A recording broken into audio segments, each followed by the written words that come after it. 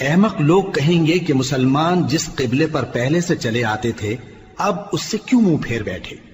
تم کہہ دو کہ مشرق اور مغرب سب اللہ ہی کا ہے، وہ جس کو چاہتا ہے سیدھے رستے پر چلاتا ہے، اور اسی طرح ہم نے تم کو امت معتدل بنایا ہے تاکہ تم لوگوں پر گواہ بنو اور پیغمبر آخر الزماں صلی اللہ علیہ وآلہ وسلم تم پر گواہ بنے۔ اور جس قبلے پر تم پہلے تھے اس کو ہم نے اس لیے مقرر کیا تھا کہ معلوم کریں کہ کون ہمارے پیغمبر کا تابع رہتا ہے اور کون الٹے پاؤں پھر جاتا ہے۔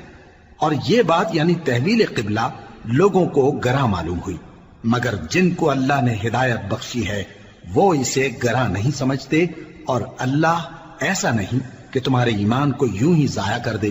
اللہ تو لوگوں پر بڑا مہربان ہے، صاحب رحمت ہے۔ اے پیغمبر صلی اللہ علیہ وآلہ وسلم، ہم تمہارا آسمان کی طرف منہ اٹھانا دیکھ رہے ہیں، سو ہم تم کو اسی قبلے کی طرف جس کو تم پسند کرتے ہو منہ کرنے کا حکم دیں گے۔ تو اپنا منہ مسجد حرام یعنی خانہ کعبہ کی طرف پھیر لو، اور تم لوگ جہاں ہوا کرو نماز پڑھنے کے وقت اسی مسجد کی طرف منہ کر لیا کرو۔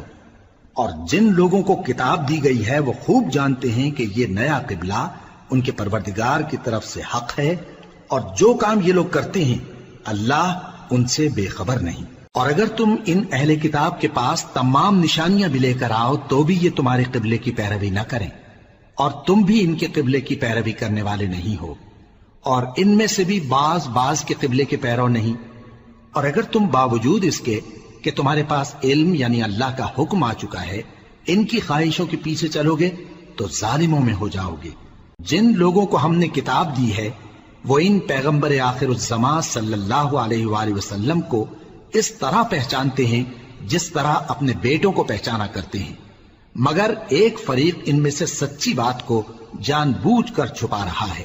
اے پیغمبر صلی اللہ علیہ وآلہ وسلم، یہ نیا قبلہ تمہارے پروردگار کی طرف سے حق ہے، تو تم ہرگز شک کرنے والوں میں نہ ہونا، اور ہر ایک شخص کے لیے ایک سمت مقرر ہے جدھر وہ عبادت کے وقت منہ کیا کرتا ہے، تو تم نیکیوں میں سبقت حاصل کرو۔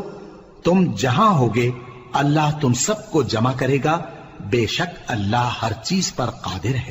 اور تم جہاں سے نکلو نماز میں اپنا منہ مسجد حرام کی طرف کر لیا کرو، بے شبہ یہ تمہارے پروردگار کی طرف سے حق ہے، اور تم لوگ جو کچھ کرتے ہو اللہ اس سے بے خبر نہیں۔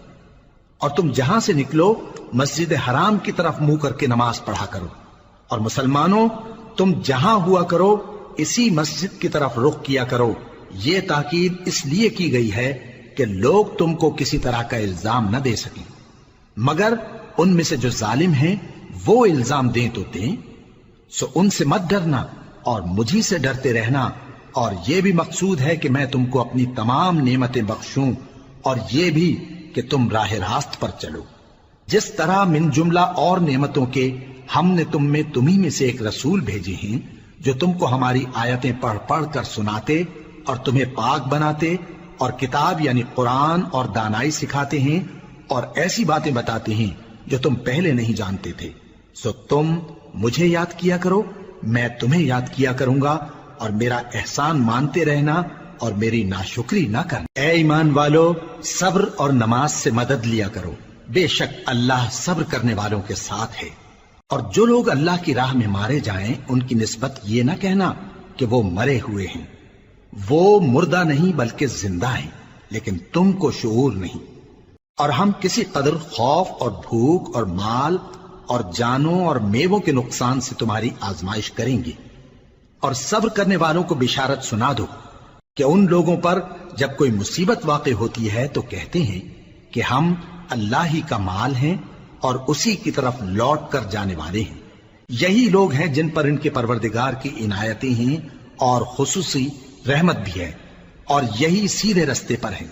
بے شک کوہ صفا اور مروہ اللہ کی نشانیوں میں سے ہیں، تو جو شخص خانہ کعبہ کا حج یا عمرہ کرے اس پر کچھ گناہ نہیں کہ دونوں کے درمیان چکر لگائے، بلکہ یہ ایک نیک کام ہے، اور جو کوئی نیک کام کرے تو اللہ قدردان ہے، دانا ہے۔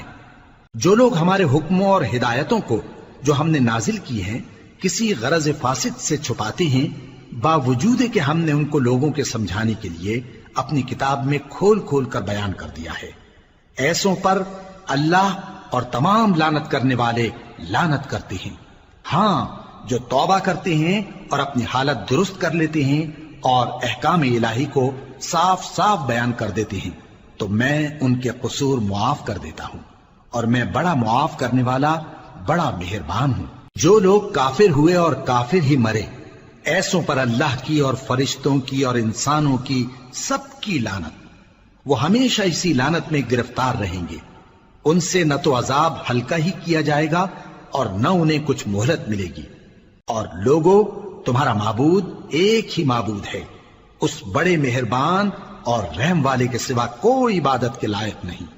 بے شک آسمانوں اور زمین کے پیدا کرنے میں اور رات اور دن کے ایک دوسرے کے پیچھے آنے جانے میں اور کشتیوں اور جہازوں میں جو سمندر میں لوگوں کے فائدے کے لیے رواں ہیں، اور میں جس کو اللہ آسمان سے برساتا اور اس سے زمین کو اس کے مردہ ہو جانے کے بعد زندہ یعنی خشک ہو جانے کے بعد سرسبز کر دیتا ہے، اور زمین پر ہر قسم کے جانور پھیلانے میں اور ہواؤں کے چلانے میں اور بادلوں میں جو آسمان اور زمین کے درمیان گھرے رہتے ہیں، عقل مندوں کے لیے اللہ کی قدرت کی نشانیاں ہیں۔ اور بعض لوگ ایسے ہیں جو غیر اللہ کو اللہ کا شریک بناتے اور ان سے اللہ کی سی محبت کرتے ہیں، لیکن جو ایمان والے ہیں وہ تو اللہ ہی کے سب سے زیادہ دوست دار ہیں۔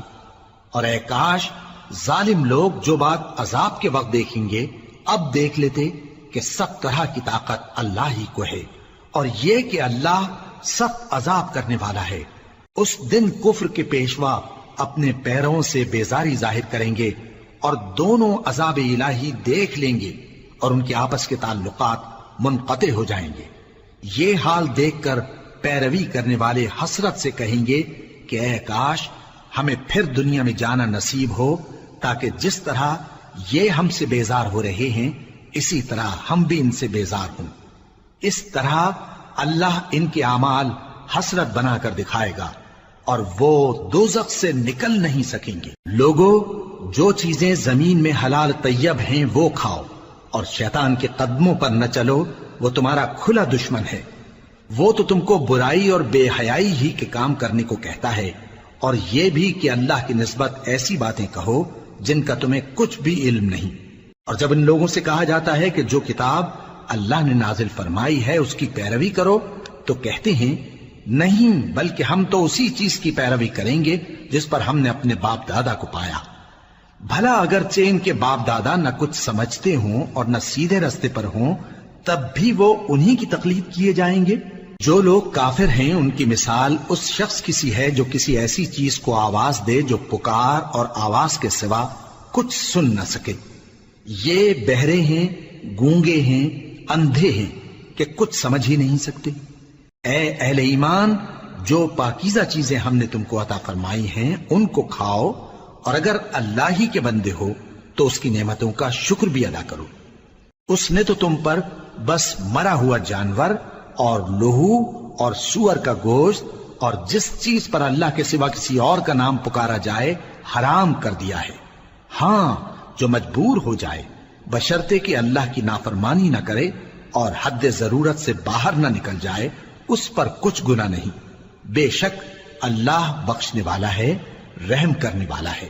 جو لوگ اللہ کی کتاب سے ان آیتوں اور ہدایتوں کو جو اس نے نازل فرمائی ہیں چھپاتے اور ان کے بدلے تھوڑی سی قیمت یعنی دنیاوی منفعت حاصل کرتے ہیں، وہ اپنے پیٹوں میں محض آگ بھرتے ہیں۔ ایسے لوگوں سے اللہ قیامت کے دن نہ کلام کرے گا اور نہ ان کو گناہوں سے پاک کرے گا، اور ان کے لیے دکھ دینے والا عذاب ہے۔ یہ وہ لوگ ہیں جنہوں نے ہدایت چھوڑ کر گمراہی اور بخشش چھوڑ کر عذاب خرید لیا۔ یہ آتش جہنم کی کیسی برداشت کرنے والے ہیں۔ یہ اس لیے کہ اللہ نے کتاب سچائی کے ساتھ نازل فرمائی، اور جن لوگوں نے اس کتاب میں اختلاف کیا وہ ضد میں آ کر نیکی سے دور ہو گئے ہیں۔ نیکی یہی نہیں کہ تم مشرق و مغرب کو قبلہ سمجھ کر ان کی طرف منہ کر لو، بلکہ نیکی یہ ہے کہ لوگ اللہ پر اور روز آخر پر اور فرشتوں پر اور اللہ کی کتاب پر اور پیغمبروں پر ایمان لائیں، اور مال باوجود عزیز رکھنے کے رشتہ داروں اور یتیموں اور محتاجوں اور مسافروں اور مانگنے والوں کو دیں، اور گردنوں کے چھڑانے میں خرچ کریں، اور نماز پڑھیں اور زکات دیں، اور جب عہد کر لیں تو اس کو پورا کریں، اور سختی اور تکلیف میں اور جنگ کے وقت ثابت قدم رہیں۔ یہی لوگ ہیں جو ایمان میں سچے ہیں، اور یہی ہیں جو اللہ سے ڈرنے والے ہیں۔ مومنوں، تم کو مقتولوں کے بارے میں قصاص یعنی خون کے بدلے خون کا حکم دیا جاتا ہے، اس طرح پر کہ آزاد کے بدلے آزاد مارا جائے، اور غلام کے بدلے غلام، اور عورت کے بدلے عورت۔ اور اگر قاتل کو اس کے مقتول بھائی کے قصاص میں سے کچھ معاف کر دیا جائے تو وارث مقتول کو پسندیدہ طریق سے قرارداد کی پیروی یعنی مطالبہ خون بہا کرنا اور قاتل کو خوشخوئی کے ساتھ ادا کرنا چاہیے۔ یہ تمہارے پروردگار کی طرف سے تمہارے لیے آسانی اور مہربانی ہے۔ اب جو اس کے بعد زیادتی کرے اس کے لیے دکھ کا عذاب ہے۔ اور اے اہل عقل، حکم قصاص میں تمہاری زندگانی ہے کہ تم قتل و خونریزی سے بچو۔ تم پر فرض کیا جاتا ہے کہ جب تم میں سے کسی کو موت کا وقت آ جائے تو اگر وہ کچھ مال چھوڑ جانے والا ہو تو ماں باپ اور رشتہ داروں کے لیے دستور کے مطابق وصیت کر جائے۔ اللہ سے ڈرنے والوں پر یہ ایک حق ہے۔ پھر جو شخص وصیت کو سننے کے بعد اس کو بدل ڈالے تو اس کے بدلنے کا گناہ انہی لوگوں پر ہے جو اس کو بدلیں، اور بے شک اللہ سنتا جانتا ہے۔ اب اگر کسی کو وصیت کرنے والے کی طرف سے کسی وارث کی طرفداری یا حق تلفی کا اندیشہ ہو تو اگر وہ وصیت کو بدل کر وارثوں میں صلح کرا دے تو اس پر کچھ گناہ نہیں، بے شک اللہ بخشنے والا ہے، رحم والا ہے۔ مومنوں، تم پر روزے فرض کیے گئے ہیں جس طرح تم سے پہلے لوگوں پر فرض کیے گئے تھے تاکہ تم پرہیزگار بنو۔ روزوں کے دن گنتی کے چند روز ہیں، تو جو شخص تم میں سے بیمار ہو یا سفر میں ہو تو دوسرے دنوں میں روزوں کا شمار پورا کر لے۔ اور جو لوگ روزہ رکھنے کی طاقت رکھیں لیکن رکھیں نہیں، وہ روزے کے بدلے محتاج کو کھانا کھلا دیں۔ اور جو کوئی اپنی مرضی سے زیادہ نیکی کرے تو اس کے حق میں زیادہ اچھا ہے، اور اگر سمجھو تو روزہ رکھنا ہی تمہارے حق میں بہتر ہے۔ روزوں کا مہینہ رمضان کا مہینہ ہے جس میں قرآن اول نازل ہوا، جو لوگوں کا رہنما ہے اور جس میں ہدایت کی کھلی نشانیاں ہیں اور جو حق و باطل کو الگ الگ کرنے والا ہے۔ تو جو کوئی تم میں سے اس مہینے میں موجود ہو چاہیے کہ پورے مہینے کے روزے رکھے، اور جو بیمار ہو یا سفر میں ہو تو دوسرے دنوں میں روزے رکھ کر ان کا شمار پورا کر لے۔ اللہ تمہارے حق میں آسانی چاہتا ہے اور سختی نہیں چاہتا، اور یہ آسانی کا حکم اس لیے دیا گیا ہے کہ تم روزوں کا شمار پورا کر لو، اور اس احسان کے بدلے کہ اللہ نے تم کو ہدایت بخشی ہے تم اس کو بزرگی سے یاد کرو اور اس کا شکر کرو۔ اور اے پیغمبر، جب تم سے میرے بندے میرے بارے میں دریافت کریں تو انہیں معلوم ہو کہ میں تو تمہارے پاس ہی ہوں۔ جب کوئی پکارنے والا مجھے پکارتا ہے تو میں اس کی دعا قبول کرتا ہوں، تو ان کو چاہیے کہ میرے حکموں کو مانیں اور مجھ پر ایمان رکھیں تاکہ نیک رستہ پائیں۔ روزوں کی راتوں میں تمہارے لیے اپنی عورتوں کے پاس جانا جائز کر دیا گیا ہے، وہ تمہاری پوشاک ہیں اور تم ان کی پوشاک ہو۔ اللہ کو معلوم ہے کہ تم ان کے پاس جانے سے اپنے حق میں خیانت کرتے تھے، سو اس نے تم پر مہربانی کی اور تمہاری حرکات سے درگزر فرمائی، تو اب تم کو اختیار ہے کہ ان سے مباشرت کرو۔ اور اللہ نے جو چیز تمہارے لیے لکھ رکھی ہے یعنی اولاد، اس کو اللہ سے طلب کرو اور کھاؤ اور پیو، یہاں تک کہ صبح کی سفید دھاری رات کی سیاہ دھاری سے الگ نظر آنے لگے۔ پھر روزہ رکھ کر رات تک پورا کرو، اور جب تم مسجدوں میں اعتکاف بیٹھتے ہو تو ان سے مباشرت نہ کرو، یہ اللہ کی حدیں ہیں، ان کے پاس نہ جانا۔ اسی طرح اللہ اپنی آیتیں لوگوں کے سمجھانے کے لیے کھول کھول کر بیان فرماتا ہے تاکہ وہ پرہیزگار بنے۔ اور آپس میں ایک دوسرے کا مال ناحق نہ کھاؤ، اور نہ اس کو رشوتاً حاکموں کے پاس پہنچاؤ تاکہ لوگوں کے مال کا کچھ حصہ ناجائز طور پر کھا جاؤ، اور اسے تم جانتے بھی ہو۔ اے پیغمبر، لوگ تم سے نئے چاند کے بارے میں دریافت کرتے ہیں کہ گھٹتا بڑھتا کیوں ہے۔ کہہ دو کہ وہ لوگوں کے کاموں کی میعادیں اور حج کے وقت معلوم ہونے کا ذریعہ ہے، اور نیکی اس بات میں نہیں کہ احرام کی حالت میں گھروں میں ان کے پچھواڑے کی طرف سے آؤ، بلکہ نیکوکار وہ ہے جو پرہیزگار ہو، اور گھروں میں ان کے دروازوں سے آیا کرو، اور اللہ سے ڈرتے رہو تاکہ کامیاب ہو جاؤ۔ اور جو لوگ تم سے لڑتے ہیں تم بھی اللہ کی راہ میں ان سے لڑو، مگر زیادتی نہ کرنا کہ اللہ زیادتی کرنے والوں کو دوست نہیں رکھتا۔ اور ان کو جہاں پاؤ قتل کر دو، اور جہاں سے انہوں نے تم کو نکالا ہے یعنی مکے سے، وہاں سے تم بھی ان کو نکال دو۔ اور دین سے گمراہ کرنے کا فساد قتل و خونریزی سے کہیں بڑھ کر ہے۔ اور جب تک وہ تم سے مسجد حرام یعنی خانہ کعبہ کے پاس نہ لڑیں تم بھی وہاں ان سے نہ لڑنا۔ ہاں اگر وہ تم سے لڑیں تو تم ان کو قتل کر ڈالو، کافروں کی یہی سزا ہے۔ پھر اگر وہ باز آ جائیں تو اللہ بخشنے والا ہے، رحم کرنے والا ہے۔ اور ان سے اس وقت تک لڑتے رہنا کہ فساد نابود ہو جائے اور ملک میں اللہ ہی کا دین غالب ہو جائے۔ پھر اگر وہ فساد سے باز آ جائیں تو ظالموں کے سوا کسی پر زیادتی نہیں کرنی چاہیے۔ ادب کا مہینہ ادب کے مہینے کے مقابل ہے، اور ادب کی چیزیں ایک دوسرے کا بدلہ ہیں۔ پس اگر کوئی تم پر زیادتی کرے تو جیسی زیادتی وہ تم پر کرے ویسی ہی تم اس پر کرو، اور اللہ سے ڈرتے رہو اور جان رکھو کہ اللہ ڈرنے والوں کے ساتھ ہے۔ اور اللہ کی راہ میں مال خرچ کرو اور اپنے آپ کو ہلاکت میں نہ ڈالو، اور نیکی کرو، بے شک اللہ نیکی کرنے والوں کو دوست رکھتا ہے۔ اور اللہ کی خوشنودی کے لیے حج اور عمرے کو پورا کرو، اور اگر راستے میں روک لیے جاؤ تو جیسی قربانی میسر ہو کر دو، اور جب تک قربانی اپنے مقام پر نہ پہنچ جائے سر نہ منڈاؤ۔ اور اگر کوئی تم میں بیمار ہو یا اس کے سر میں کسی طرح کی تکلیف ہو تو اگر وہ سر منڈا لے تو اس کے بدلے روزے رکھے یا صدقہ دے یا قربانی کرے۔ پھر جب تکلیف دور ہو کر تم مطمئن ہو جاؤ تو جو تم میں حج کے وقت تک عمرے سے فائدہ اٹھانا چاہے وہ جیسی قربانی میسر ہو کرے، اور جس کو قربانی نہ ملے وہ 3 روزے ایام حج میں رکھے اور 7 جب واپس ہو، یہ پورے 10 ہوئے۔ یہ حکم اس شخص کے لیے ہے جس کے اہل و عیال مکے میں نہ رہتے ہوں۔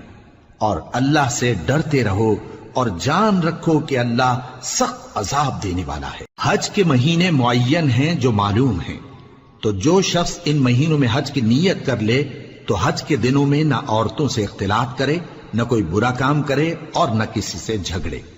اور جو نیک کام تم کرو گے وہ اللہ کو معلوم ہو جائے گا۔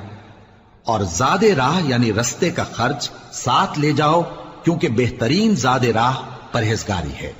اور اے اہل عقل مجھی سے ڈرتے رہو، اس کا تمہیں کچھ گناہ نہیں کہ حج کے دنوں میں بذریعہ تجارت اپنے پروردگار سے روزی طلب کرو۔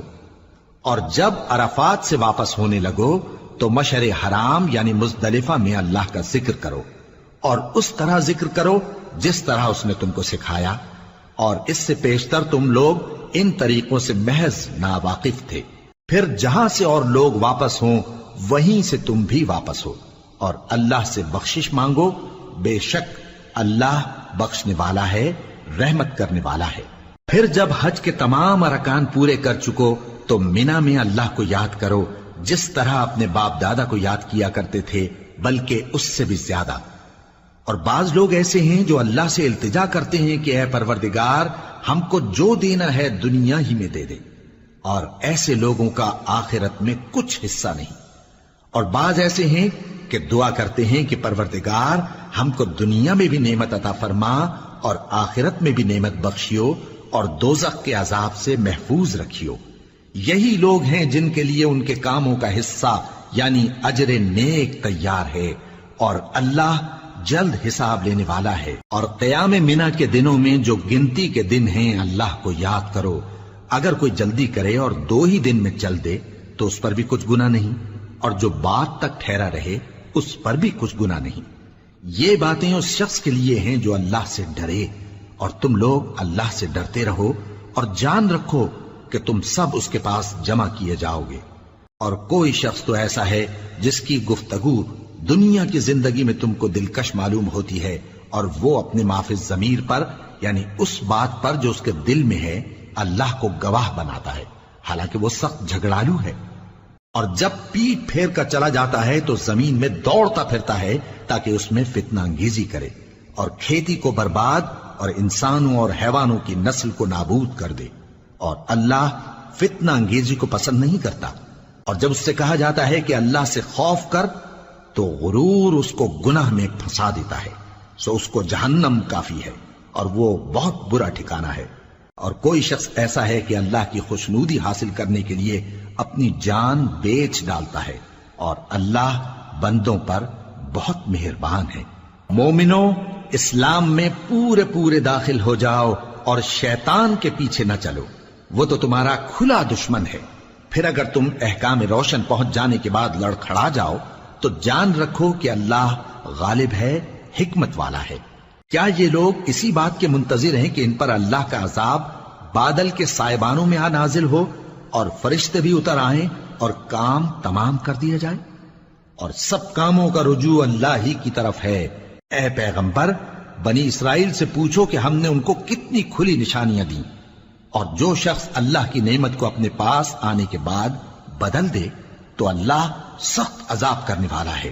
اور جو کافر ہیں ان کے لیے دنیا کی زندگی خوشنما کر دی گئی ہے اور وہ مومنوں سے تمسخر کرتی ہیں، لیکن جو پرہیزگار ہیں وہ قیامت کے دن ان سے اوپر ہوں گے۔ اور اللہ جس کو چاہتا ہے بے حساب رزق دیتا ہے۔ پہلے تو سب لوگوں کا ایک ہی مذہب تھا، لیکن وہ آپس میں اختلاف کرنے لگے تو اللہ نے ان کی طرف بشارت دینے والے اور ڈر سنانے والے پیغمبر بھیجے اور ان پر سچائی کے ساتھ کتابیں نازل کی، تاکہ جن امور میں لوگ اختلاف کرتے تھے ان کا ان میں فیصلہ کر دے۔ اور اس میں اختلاف بھی انہی لوگوں نے کیا جن کو کتاب دی گئی تھی، باوجود کہ ان کے پاس کھلے ہوئے احکام آ چکے تھے، اور یہ اختلاف انہوں نے صرف آپس کی ضد سے کیا۔ تو جس امر حق میں وہ اختلاف کرتے تھے اللہ نے اپنی مہربانی سے مومنوں کو اس کی راہ دکھا دی، اور اللہ جس کو چاہتا ہے سیدھا رستہ دکھا دیتا ہے۔ کیا تم یہ خیال کرتے ہو کہ یوں ہی بہشت میں داخل ہو جاؤ گے، اور ابھی تم کو پہلے لوگوں کی سی مشکلیں تو پیش آئی ہی نہیں؟ ان کو بڑی بڑی سختیاں اور تکلیفیں پہنچیں اور وہ صعوبتوں میں ہلا ہلا دیے گئے، یہاں تک کہ پیغمبر اور مومن لوگ جو ان کے ساتھ تھے سب پکار اٹھے کہ کب اللہ کی مدد آئے گی۔ دیکھو اللہ کی مدد ان قریب آیا چاہتی ہے۔ اے نبی، لوگ تم سے پوچھتے ہیں کہ اللہ کی راہ میں کس طرح کا مال خرچ کریں۔ کہہ دو کہ جو چاہو خرچ کرو، لیکن جو مال خرچ کرنا چاہو وہ درجہ بدرجہ اہل استحقاق یعنی ماں باپ کو اور قریب کے رشتہ داروں کو اور یتیموں کو اور محتاجوں کو اور مسافروں کو سب کو دو، اور جو بھلائی تم کرو گے اللہ اس کو جانتا ہے۔ مسلمانوں، تم پر اللہ کے رستے میں لڑنا فرض کر دیا گیا ہے، اور وہ تمہیں ناگوار تو ہوگا، مگر عجب نہیں کہ ایک چیز تم کو بری لگے اور وہ تمہارے حق میں بھلی ہو، اور عجب نہیں کہ ایک چیز تم کو بھلی لگے اور وہ تمہارے لیے مضر ہو، اور ان باتوں کو اللہ ہی بہتر جانتا ہے اور تم نہیں جانتے۔ اے پیغمبر، لوگ تم سے عزت والے مہینوں میں لڑائی کرنے کے بارے میں دریافت کرتے ہیں، کہہ دو کہ ان میں لڑنا بڑا گناہ ہے، اور اللہ کی راہ سے روکنا اور اس سے کفر کرنا اور مسجد حرام یعنی خانہ کعبہ میں جانے سے بند کرنا اور اہل مسجد کو اس میں سے نکال دینا جو یہ کفار کرتے ہیں، اللہ کے نزدیک اس سے بھی زیادہ گناہ ہے، اور فتنہ انگیزی خونریزی سے بھی بڑھ کر ہے۔ اور یہ لوگ ہمیشہ تم سے لڑتے رہیں گے، یہاں تک کہ اگر مقدور رکھیں تو تم کو تمہارے دین سے پھیر دیں، اور جو کوئی تم میں سے اپنے دین سے پھر کر کافر ہو جائے گا اور کافر ہی مرے گا تو ایسے لوگوں کے اعمال دنیا اور آخرت دونوں میں برباد ہو جائیں گے، اور یہی لوگ دوزخ میں جانے والے ہیں جس میں ہمیشہ رہیں گے۔ جو لوگ ایمان لائے اور اللہ کے لیے وطن چھوڑ گئے اور کفار سے جنگ کرتے رہے وہی اللہ کی رحمت کے امیدوار ہیں، اور اللہ بخشنے والا ہے، رحمت کرنے والا ہے۔ اے پیغمبر، لوگ تم سے شراب اور جوئے کا حکم دریافت کرتے ہیں، کہہ دو کہ ان میں گناہ بڑے ہیں اور لوگوں کے لیے کچھ فائدے بھی ہیں، مگر ان کے گناہ فائدوں سے کہیں زیادہ ہیں۔ اور یہ بھی تم سے پوچھتے ہیں کہ اللہ کی راہ میں کون سا مال خرچ کریں، کہہ دو کہ جو ضرورت سے زیادہ ہو۔ اس طرح اللہ تمہارے لیے اپنے احکام کھول کھول کر بیان فرماتا ہے تاکہ تم سوچو، یعنی دنیا اور آخرت کی باتوں میں غور کرو۔ اور تم سے یتیموں کے بارے میں بھی دریافت کرتے ہیں، کہہ دو کہ ان کی حالت کی اصلاح بہت اچھا کام ہے، اور اگر تم ان سے مل جل کر رہنا یعنی خرچ اکٹھا رکھنا چاہو تو وہ تمہارے بھائی ہیں، اور اللہ خوب جانتا ہے کہ خرابی کرنے والا کون ہے اور اصلاح کرنے والا کون۔ اور اگر اللہ چاہتا تو تم کو تکلیف میں ڈال دیتا، بے شک اللہ غالب ہے، حکمت والا ہے۔ اور مومنوں، مشرک عورتوں سے جب تک وہ ایمان نہ لائیں نکاح نہ کرنا، کیونکہ مشرک عورت خواہ تم کو کیسی ہی بھلی لگے اس سے مومن لونڈی بہتر ہے۔ اور اسی طرح مشرک مرد جب تک ایمان نہ لائیں مومن عورتوں کو ان کی زوجیت میں نہ دینا، کیونکہ مشرک مرد سے خواہ وہ تم کو کیسا ہی بھلا لگے مومن غلام بہتر ہے۔ یہ مشرک لوگوں کو دوزخ کی طرف بلاتی ہیں، اور اللہ اپنی مہربانی سے بہشت اور بخشش کی طرف بلاتا ہے، اور اپنے حکم لوگوں سے کھول کھول کر بیان کرتا ہے تاکہ نصیحت حاصل کریں۔ اور تم سے حیض کے بارے میں دریافت کرتے ہیں، کہہ دو وہ تو نجاست ہے، سو ایام حیض میں عورتوں سے کنارہ کش رہو، اور جب تک وہ پاک نہ ہو جائیں ان سے مقاربت نہ کرو۔ ہاں، جب وہ پاک ہو جائیں تو جس طریق سے اللہ نے تمہیں ارشاد فرمایا ہے ان کے پاس جاؤ، کچھ شک نہیں کہ اللہ توبہ کرنے والوں اور پاک صاف رہنے والوں کو دوست رکھتا ہے۔ تمہاری عورتیں تمہاری کھیتی ہیں، تو اپنی کھیتی میں جس طرح چاہو جاؤ، اور اپنے لیے نیک عمل آگے بھیجو، اور اللہ سے ڈرتے رہو، اور جان رکھو کہ ایک دن تمہیں اس کے روبرو حاضر ہونا ہے۔ اور اے پیغمبر، ایمان والوں کو بشارت سنا دو، اور اللہ کے نام کو اس بات کا ہیلا نہ بنانا کہ اس کی قسمیں کھا کھا کر سلوک کرنے اور پرہیزگاری کرنے اور لوگوں میں صلح و سازگاری کرانے سے رک جاؤ، اور اللہ سب کچھ سنتا ہے، جانتا ہے۔ اللہ تمہاری لغو قسموں پر تم سے مواخذہ نہیں کرے گا، لیکن جو قسمیں تم قصد دلی سے کھاؤ گے ان پر مواخذہ کرے گا، اور اللہ بخشنے والا ہے، بردبار ہے۔ جو لوگ اپنی عورتوں کے پاس جانے کی قسم کھا لیں ان کو 4 مہینے تک انتظار کرنا چاہیے۔ اگر اس عرصے میں قسم سے رجوع کر لیں تو اللہ بخشنے والا ہے، مہربان ہے۔ اور اگر طلاق کا ارادہ کر لیں تو بھی اللہ سنتا ہے، جانتا ہے۔ اور طلاق والی عورتیں 3 حیض تک اپنے تئیں روکے رہیں، اور اگر وہ اللہ اور روز قیامت پر ایمان رکھتی ہیں تو ان کو جائز نہیں کہ اللہ نے جو کچھ ان کے شکم میں پیدا کیا ہے اس کو چھپائیں۔ اور ان کے خاوند اگر پھر موافقت چاہیں تو اس مدت میں وہ ان کو اپنی زوجیت میں لے لینے کے زیادہ حقدار ہیں۔ اور عورتوں کا حق مردوں پر ویسا ہی ہے جیسے دستور کے مطابق مردوں کا حق عورتوں پر ہے، البتہ مردوں کو عورتوں پر 1 درجہ فضیلت ہے، اور اللہ غالب ہے، صاحب حکمت ہے۔ طلاق صرف 2 بار ہے، یعنی جب 2 دفعہ طلاق دے دی جائے تو پھر عورتوں کو یا تو بطریق شائستہ نکاح میں رہنے دینا ہے یا بھلائی کے ساتھ چھوڑ دینا۔ اور یہ جائز نہیں کہ جو مہر تم ان کو دے چکے ہو اس میں سے کچھ واپس لے لو۔ ہاں، اگر زن و شوہر کو خوف ہو کہ وہ اللہ کی حدوں کو قائم نہیں رکھ سکیں گے تو اگر عورت خاوند کے ہاتھ سے رہائی پانے کے بدلے میں کچھ دے ڈالے تو دونوں پر کچھ گناہ نہیں۔ یہ اللہ کی مقرر کی ہوئی حدیں ہیں، ان سے باہر نہ نکلنا، اور جو لوگ اللہ کی حدوں سے باہر نکل جائیں گے وہ گناہگار ہوں گے۔ پھر اگر شوہر 2 طلاقوں کے بعد تیسری طلاق عورت کو دے دے تو اس کے بعد جب تک عورت کسی دوسرے شخص سے نکاح نہ کر لے اس پہلے شوہر پر حلال نہ ہوگی۔ ہاں، اگر دوسرا خاوند بھی طلاق دے دے اور عورت اور پہلا خاوند پھر ایک دوسرے کی طرف رجوع کر لیں تو ان پر کچھ گناہ نہیں، بشرطے کہ دونوں یقین کریں کہ اللہ کی حدوں کو قائم رکھ سکیں گے، اور یہ اللہ کی حدیں ہیں، ان کو وہ ان لوگوں کے لیے بیان فرماتا ہے جو علم رکھتے ہیں۔ اور جب تم عورتوں کو 2 دفعہ طلاق دے چکو اور ان کی عدت پوری ہو جائے تو انہیں یا تو حسن سلوک سے نکاح میں رہنے دو یا بطریق شائستہ رخصت کر دو، اور اس نیت سے ان کو نکاح میں نہ رہنے دینا چاہیے کہ انہیں تکلیف دو اور ان پر زیادتی کرو، اور جو ایسا کرے گا وہ اپنا ہی نقصان کرے گا۔ اور اللہ کے احکام کو ہنسی اور کھیل نہ بناؤ، اور اللہ نے تم کو جو نعمتیں بخشی ہیں اور تم پر جو کتاب اور دانائی کی باتیں نازل کی ہیں جن سے وہ تمہیں نصیحت فرماتا ہے ان کو یاد کرو، اور اللہ سے ڈرتے رہو، اور جان رکھو کہ اللہ ہر چیز سے واقف ہے۔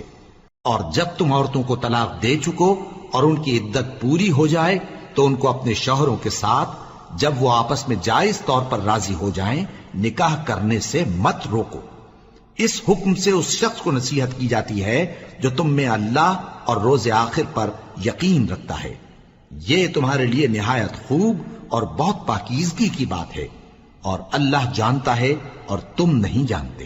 اور مائیں اپنے بچوں کو پورے 2 سال دودھ پلائیں، یہ حکم اس شخص کے لیے ہے جو پوری مدت تک دودھ پلوانا چاہے، اور دودھ پلانے والی ماؤں کا کھانا اور کپڑا دستور کے مطابق باپ کے ذمے ہوگا۔ کسی شخص کو اس کی طاقت سے زیادہ تکلیف نہیں دی جاتی، تو یاد رکھو کہ نہ تو ماں کو اس کے بچے کے سبب نقصان پہنچایا جائے اور نہ باپ کو اس کی اولاد کی وجہ سے نقصان پہنچایا جائے، اور اسی طرح نان و نفقہ بچے کے وارث کے ذمے ہے۔ اور اگر دونوں یعنی ماں باپ آپس کی رضامندی اور صلاح سے بچے کا دودھ چھڑانا چاہیں تو ان پر کچھ گناہ نہیں، اور اگر تم اپنی اولاد کو دودھ پلوانا چاہو تو تم پر کچھ گناہ نہیں، بشرطے کہ تم دودھ پلانے والیوں کو دستور کے مطابق ان کا حق جو تم نے دینا کیا تھا دے دو۔ اور اللہ سے ڈرتے رہو اور جان رکھو کہ جو کچھ تم کرتے ہو اللہ اس کو دیکھ رہا ہے۔ اور جو لوگ تم میں سے مر جائیں اور عورتیں چھوڑ جائیں تو وہ عورتیں 4 مہینے اور 10 دن اپنے آپ کو روکے رہیں، اور جب یہ عدت پوری کر چکیں اور اپنے حق میں پسندیدہ کام یعنی نکاح کر لیں تو تم پر کچھ گناہ نہیں، اور اللہ تمہارے سب کاموں سے واقف ہے۔ اگر تم اشارے کنائے میں عورتوں کو نکاح کا پیغام بھیجو یا نکاح کی خواہش کو اپنے دلوں میں مخفی رکھو تو تم پر کچھ گناہ نہیں۔ اللہ کو معلوم ہے کہ تم ان سے نکاح کا ذکر کرو گے، مگر ایام عدت میں اس کے سوا کے دستور کے مطابق کوئی بات کہہ دو، پوشیدہ طور پر ان سے قول و قرار نہ کرنا، اور جب تک عدت پوری نہ ہو لے نکاح کا پختہ ارادہ نہ کرنا، اور جان رکھو کہ جو کچھ تمہارے دلوں میں ہے اللہ کو سب معلوم ہے، تو اس سے ڈرتے رہو اور جان رکھو کہ اللہ بخشنے والا ہے، حلم والا ہے۔ اور اگر تم عورتوں کو ان کے پاس جانے یا ان کا مہر مقرر کرنے سے پہلے طلاق دے دو تو تم پر کچھ گناہ نہیں، ہاں ان کو دستور کے مطابق کچھ خرچ ضرور دو، یعنی مقدور والا اپنے مقدور کے مطابق دے اور تنگ دست اپنی حیثیت کے مطابق۔ نیک لوگوں پر یہ ایک طرح کا حق ہے۔ اور اگر تم عورتوں کو ان کے پاس جانے سے پہلے طلاق دے دو لیکن مہر مقرر کر چکے ہو تو آدھا مہر دینا ہوگا۔ ہاں اگر عورتیں مہر بخش دیں یا مرد جن کے ہاتھ میں عقد نکاح ہے اپنا حق چھوڑ دیں اور پورا مہر دے دیں تو ان کو اختیار ہے۔ اور اگر تم مرد لوگ ہی اپنا حق چھوڑ دو تو یہ پرہیزگاری کی بات ہے، اور آپس میں بھلائی کرنے کو فراموش نہ کرنا۔ کچھ شک نہیں کہ اللہ تمہارے سب کاموں کو دیکھ رہا ہے۔ مسلمانوں، سب نمازیں خصوصاً بیچ کی نماز یعنی نماز عصر پورے اہتمام کے ساتھ ادا کرتے رہو اور اللہ کے آگے ادب سے کھڑے رہا کرو۔ پھر اگر تم خوف کی حالت میں ہو تو پیادے یا سوار جس حال میں ہو نماز پڑھ لو۔ پھر جب امن و اطمینان ہو جائے تو جس طریق سے اللہ نے تم کو سکھایا ہے جو تم پہلے نہیں جانتے تھے اللہ کو یاد کرو۔ اور جو لوگ تم میں سے مر جائیں اور عورتیں چھوڑ جائیں وہ اپنی عورتوں کے حق میں وصیت کر جائیں کہ ان کو 1 سال تک خرچ دیا جائے اور گھر سے نہ نکالی جائیں۔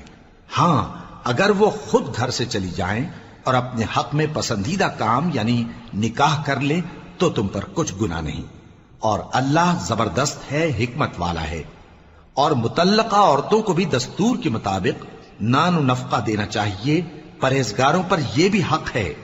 اسی طرح اللہ اپنے احکام تمہارے لیے بیان فرماتا ہے تاکہ تم سمجھو۔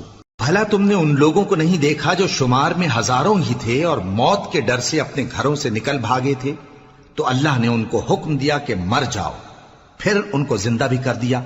کچھ شک نہیں کہ اللہ لوگوں پر مہربانی رکھتا ہے، لیکن اکثر لوگ شکر نہیں کرتے۔ اور مسلمانوں، اللہ کی راہ میں جہاد کرو اور جان رکھو کہ اللہ سب کچھ سنتا ہے، سب کچھ جانتا ہے۔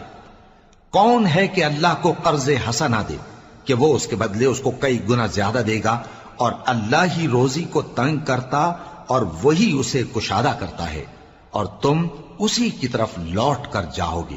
بھلا تم نے بنی اسرائیل کی ایک جماعت کو نہیں دیکھا جس نے موسیٰ کے بعد اپنے پیغمبر سے کہا کہ آپ ہمارے لیے ایک بادشاہ مقرر کر دیں تاکہ ہم اللہ کی راہ میں جہاد کریں؟ پیغمبر نے کہا کہ اگر تم کو جہاد کا حکم دیا جائے تو ایسا تو نہیں کہ لڑنے سے پہلو تہی کرو۔ وہ کہنے لگے کہ ہم اللہ کی راہ میں کیوں نہ لڑیں گے جبکہ ہم وطن سے خارج اور بال بچوں سے جدا کر دیے گئے۔ پھر جب ان کو جہاد کا حکم دیا گیا تو چند اشخاص کے سوا سب پھر گئے، اور اللہ ظالموں سے خوب واقف ہے۔ اور پیغمبر نے ان سے یہ بھی کہا کہ اللہ نے تم پر طالوت کو بادشاہ مقرر فرمایا ہے۔ وہ بولے کہ اسے ہم پر بادشاہی کا حق کیوں کر ہو سکتا ہے؟ اس سے بڑھ کر بادشاہی کے مستحق تو ہم ہیں، اور اس کے پاس تو بہت سی دولت بھی نہیں۔ پیغمبر نے کہا کہ اللہ نے اس کو تم پر فضیلت دی ہے اور بادشاہی کے لیے منتخب فرمایا ہے۔ اس نے اسے علم بھی بہت سا بخشا ہے اور تن و توش بھی بڑا عطا کیا ہے، اور اللہ کو اختیار ہے جسے چاہے بادشاہی بخشے، وہ بڑا کشائش والا ہے، دانا ہے۔ اور پیغمبر نے ان سے کہا کہ ان کی یعنی طالوت کی بادشاہی کی نشانی یہ ہے کہ تمہارے پاس وہ صندوق آئے گا جس کو فرشتے اٹھائے ہوئے ہوں گے، اس میں تمہارے پروردگار کی طرف سے تسلی بخشنے والی چیز ہوگی اور کچھ اور چیزیں بھی ہوں گی جو موسیٰ اور ہارون چھوڑ گئے تھے۔ اگر تم ایمان رکھتے ہو تو یہ تمہارے لیے ایک بڑی نشانی ہے۔ غرض جب طالوت فوجیں لے کر روانہ ہوا تو اس نے ان سے کہا کہ اللہ ایک نہر سے تمہاری آزمائش کرنے والا ہے، جو شخص اس میں سے پانی پی لے گا اس کی نسبت تصور کیا جائے گا کہ وہ میرا نہیں، اور جو نہ پیے گا وہ سمجھا جائے گا کہ میرا ہے۔ ہاں اگر کوئی ہاتھ سے چلو بھر پانی لے لے تو خیر۔ جب وہ لوگ نہر پر پہنچے تو چند آدمیوں کے سوا سب نے پانی پی لیا۔ پھر جب طالوت اور مومن لوگ جو اس کے ساتھ تھے نہر کے پار ہو گئے تو کہنے لگے کہ آج ہم میں جالوت اور اس کے لشکر سے مقابلہ کرنے کی طاقت نہیں۔ جو لوگ یقین رکھتے تھے کہ ان کو اللہ کے روبرو حاضر ہونا ہے، وہ کہنے لگے کہ بسا اوقات تھوڑی سی جماعت نے اللہ کے حکم سے بڑی جماعت پر فتح حاصل کی ہے، اور اللہ ثابت قدم رہنے والوں کے ساتھ ہے۔ اور جب وہ لوگ جالوت اور اس کے لشکر کے مقابل میں آئے تو اللہ سے دعا کی کہ اے پروردگار، ہم پر صبر کے دہانے کھول دے اور ہمیں لڑائی میں ثابت قدم رکھ اور لشکر کفار پر فتح یاب کر۔ تو طالوت کی فوج نے اللہ کے حکم سے ان کو شکست دے دی، اور داؤد نے جالوت کو قتل کر ڈالا، اور اللہ نے ان کو بادشاہی اور دانائی بخشی اور جو کچھ چاہا سکھایا۔ اور اگر اللہ لوگوں کو ایک دوسرے پر چڑھائی اور حملہ کرنے سے نہ ہٹاتا رہتا تو کرۂ ارض تباہ ہو جاتا، لیکن اللہ اہل عالم پر بڑا مہربان ہے۔ یہ اللہ کی آیتیں ہیں جو ہم تم کو سچائی کے ساتھ پڑھ کر سناتے ہیں، اور اے محمد صلی اللہ علیہ وآلہ وسلم، تم بلا شبہ پیغمبروں میں سے ہو۔